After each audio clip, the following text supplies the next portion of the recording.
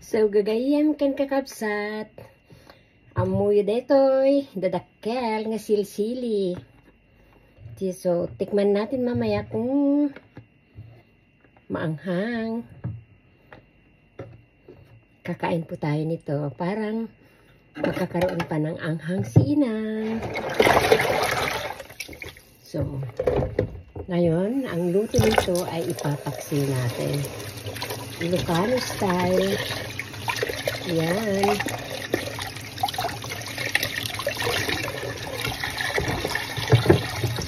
So, favorite ni Inang, guys, konting tubig.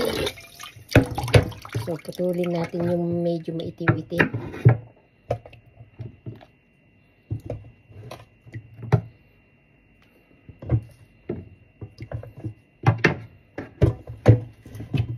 So, syempre,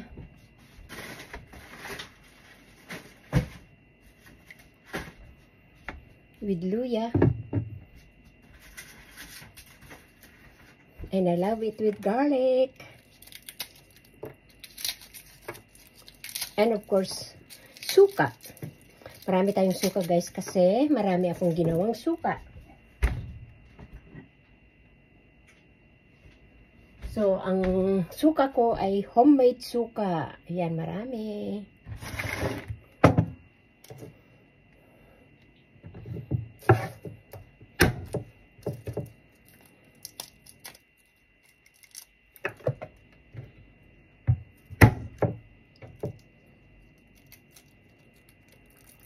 So, mga ka-healthy sure, kailangan kumain tayo ng sili at tayo magsuportahan. Parang mas mainit ang laban. Yan.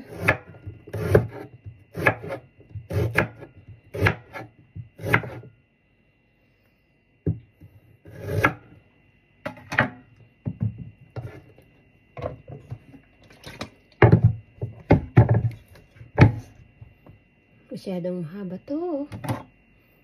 Kasing haba nang. Huwag po kayong mag-joke. Yan. Saglit lang, guys.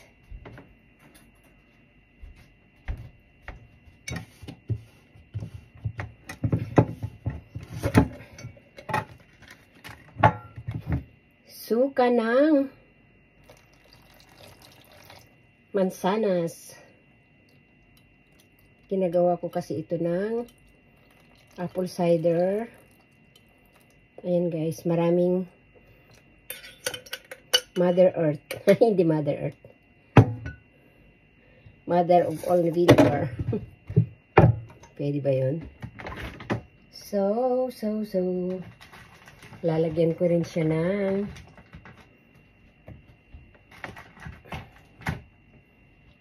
lemon.